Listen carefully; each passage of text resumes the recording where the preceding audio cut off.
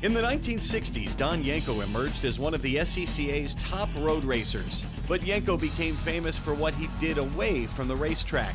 He took regular Chevy production cars and turned them into bona fide racing machines, selling them at his Pennsylvania car dealership. Not many were made, and relative few still survive, making Yenkos some of the most sought-after collector cars in the world. Today, 4 partners and their team are taking on a huge challenge. Build a replica 1969 Camaro that uses today's technology but remains faithful to the original. It's a gamble that could breathe new life into a legend.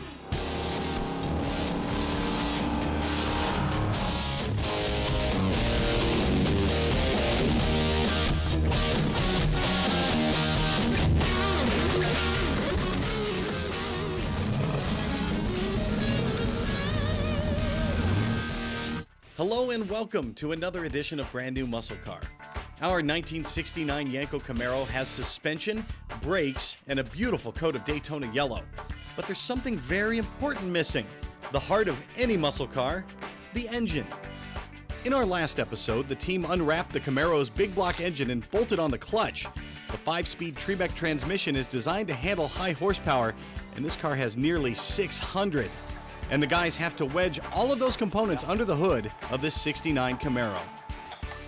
When it comes to powertrain, drivetrain, I'm always concerned because that is one of the first things everyone's worried about as far as customers. Whether it's Yenko or another customer, it's here's the motor I want, here's the horsepower I want, here's the performance I want an automatic or manual transmission, I want my clutch to be stiff or light. So there's a lot of things to worry about. On my side, I do the parts. So I've got to make sure that I give the customer what they want, but at the same time get the right parts in the right combination so that when Richard and Omar go to put it in, it actually works. And there's some trial and error to that. That's where I come in. I got to figure out what makes the customer happy, what kind of sound they're looking for, and more importantly, I got to figure out a way to package it and get it under the car. Looks like it ought to go. There it is.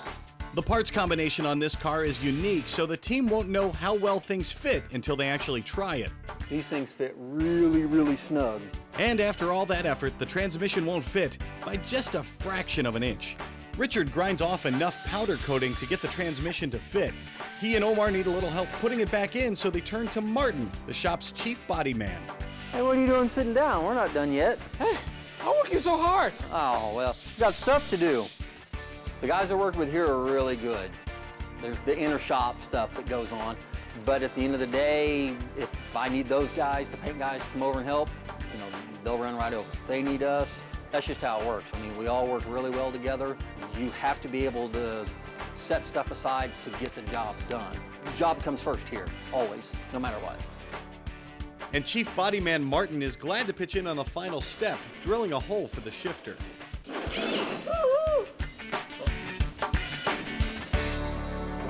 Yes. It's a new day, and the car is on the hydraulic lift once again, ready for the next step. Now you start connect everything, or you put the transmission first? We'll put the transmission in, get the cross member in it, get the engine sitting straight, let it down one last time, hook everything up top side, hit the key and watch it go boom. The starter motor's been installed, and the transmission has been put back into place. I guess we're ready for a battery now. Yeah. All right. Battery time. This continuation car will drive like a new car, but look just like the original, right down to the last detail. This is a modern, sealed, maintenance-free battery from Classic Industries, and it's made to look just like the classic AC Delco R59 model that came in the original 69 Camaro. That looks good. Yeah, everything's good on my side. Get everything over here? Yeah, I think it's ready to start. Hey, whoa.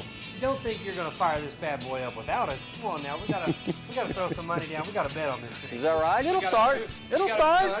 I got saying it won't start on the first one, on the first crank. Oh. Throwing it down. Anybody beat that? Okay. It will start. All right. Okay. Starts. He's throwing the Walmart card out Hey, there. Tony, I don't know about you, but all I got on my commissary is 2 rolls of toilet paper and 2 cigarettes. You're on, Magic. There we go. The bet is on. I'm taking this back just in case it does start. That's gotta stay me. Yeah. Okay. All right, let's fire this bad boy up. Take your time. All right, let's go. That's good. We got prime. Coming up, we see if this brand new muscle car comes to life on the first try. And we look at some of the original hardware that inspired this brand new muscle car. Classic Industries presents brand new muscle car Yenko Camaro is brought to you by Willwood Disc Brakes, high performance disc brakes and brake components. O'Reilly Auto Parts, better prices every day on auto parts and accessories. R3 Performance, quality parts, attention to detail and innovative design. And by Classic Industries, America's first choice in restoration and performance parts and accessories. Welcome back to the brand new muscle car shop in Tulsa, Oklahoma. The engine is in, and it's time for the moment of truth. Are you guys ready?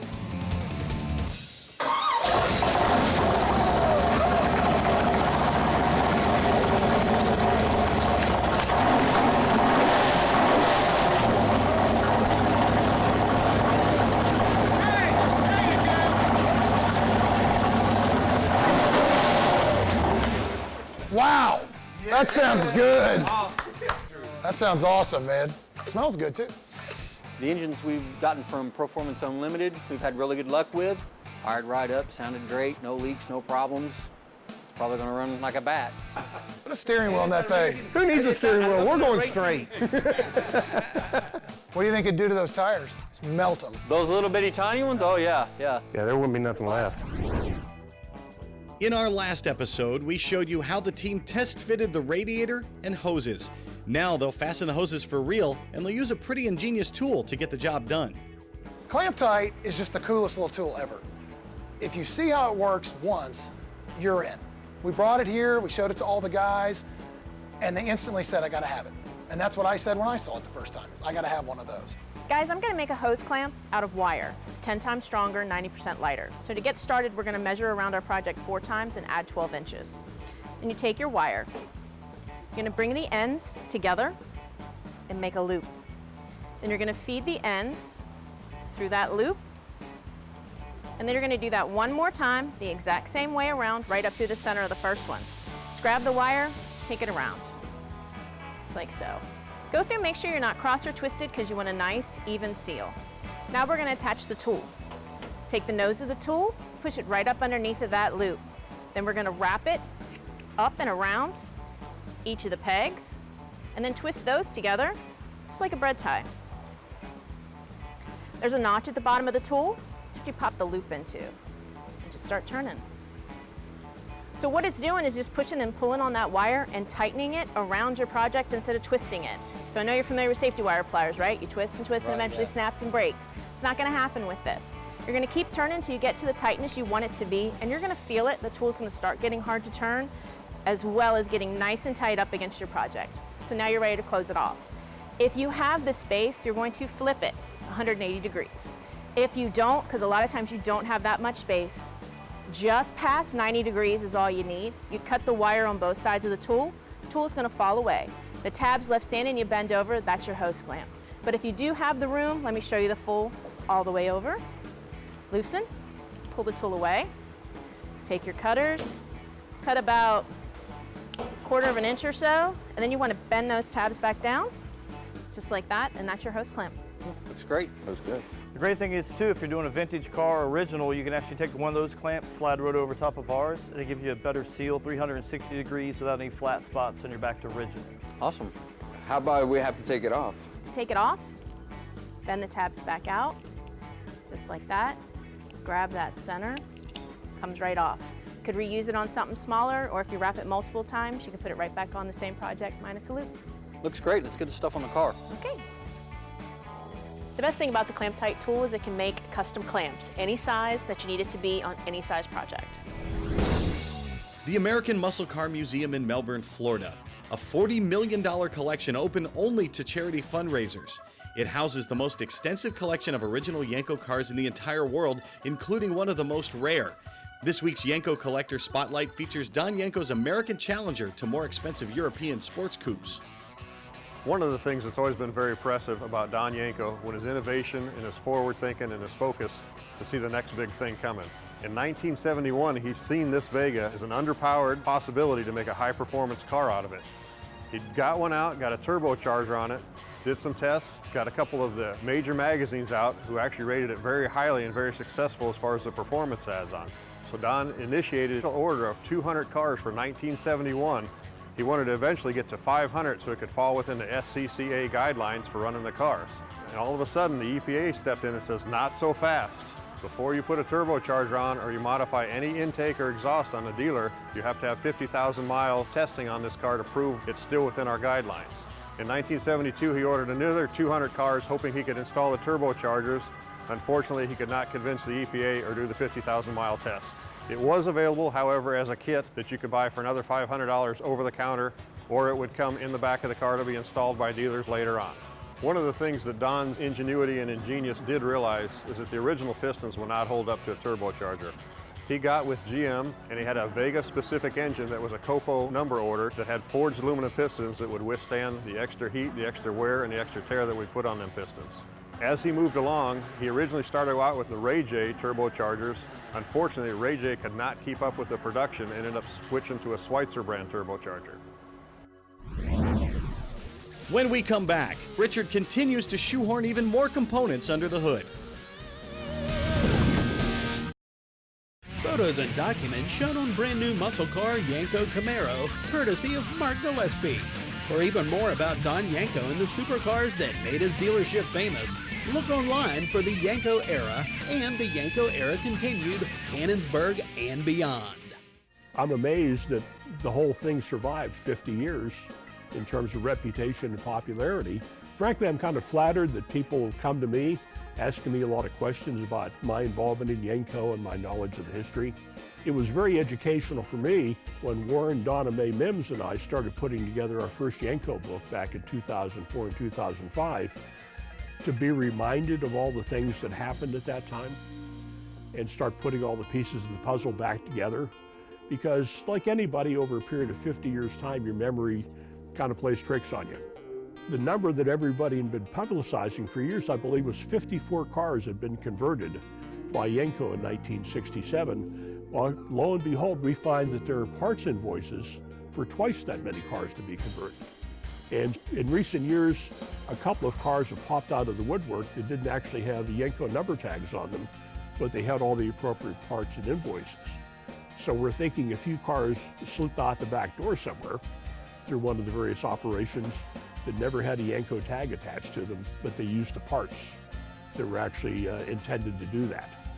And so a lot of mysteries have been solved, but a lot of new questions have also been raised about what actually happened. But here we are 50 years later, so much of it's still speculation, which kind of makes the thing a little mysterious and makes it more fun for a lot of people too. Back here in Tulsa, Oklahoma, mechanics Omar and Richard are ready for the next step in the build process. Omar's putting together the dash for the Camaro. He's putting the gauges and the lights and HVAC controls, all that stuff in. While he's doing that, what I'm going to do is I'm going to start working on the brake system. Now, the original car had a single diaphragm 11-inch booster on it. Now, with the engine that we have in this particular car, the valve covers are so much bigger, there's physically no room to have an 11-inch diaphragm in here. So, we're going with a new and more modern dual diaphragm 9-inch. Now, what that means is, even though this unit is smaller than the 11-inch unit, it has 2 diaphragms instead of 1. So we have double the surface area to exert pressure onto the master cylinder. What that really means is with less pedal effort, you have more braking pressure, kind of like the dual disc clutch that we put in the car also. More holding power, less pedal effort.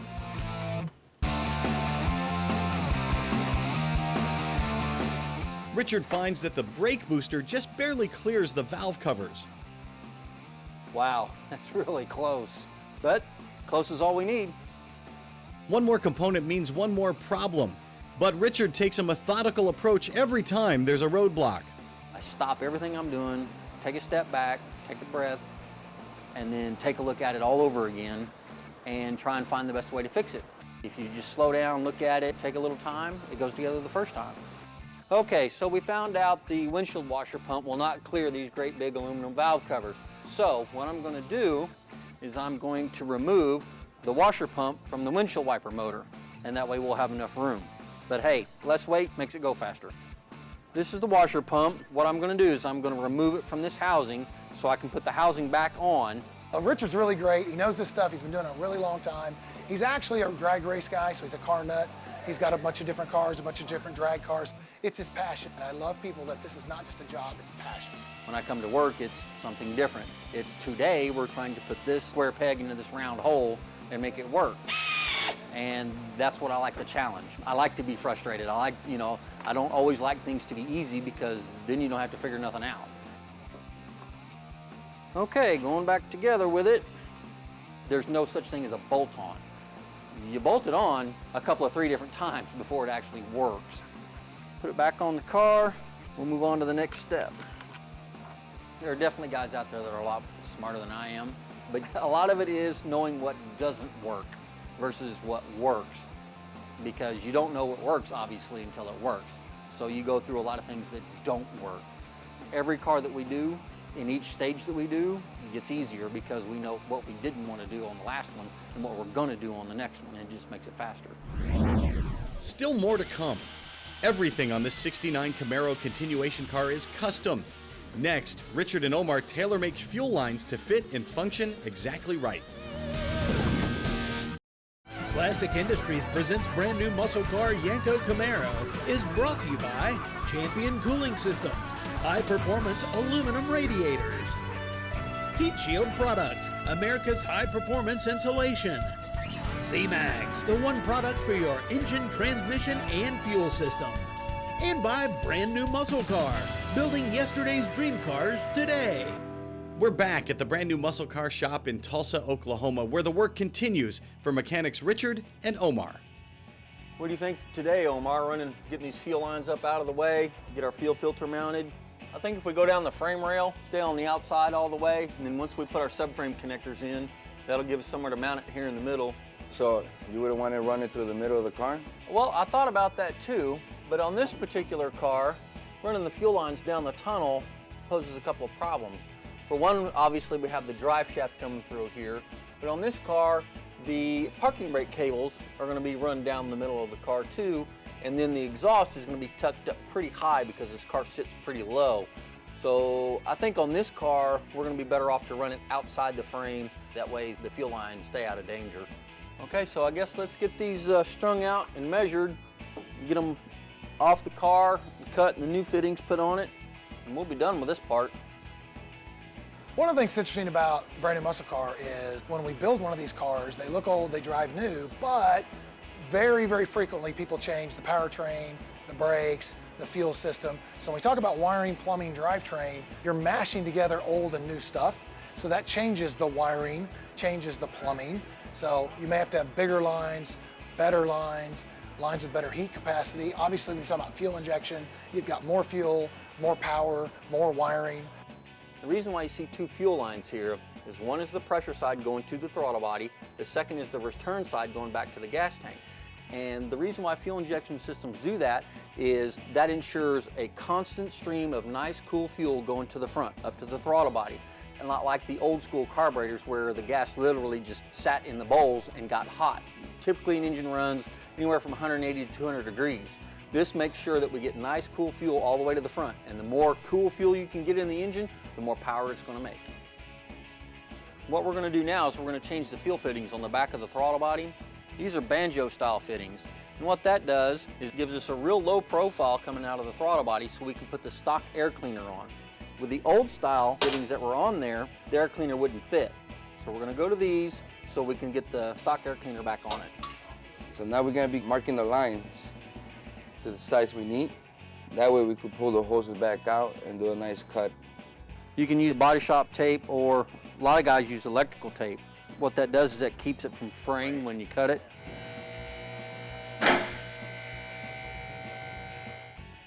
What Omar's doing now is he's just going to zip tie our fuel lines in place so they'll stay in mock-up, and then later, after we get the exhaust on, we'll permanently mount them. Okay, we've got the fuel safely drained out of our lines and got them mapped out, so now it's time to change the ends.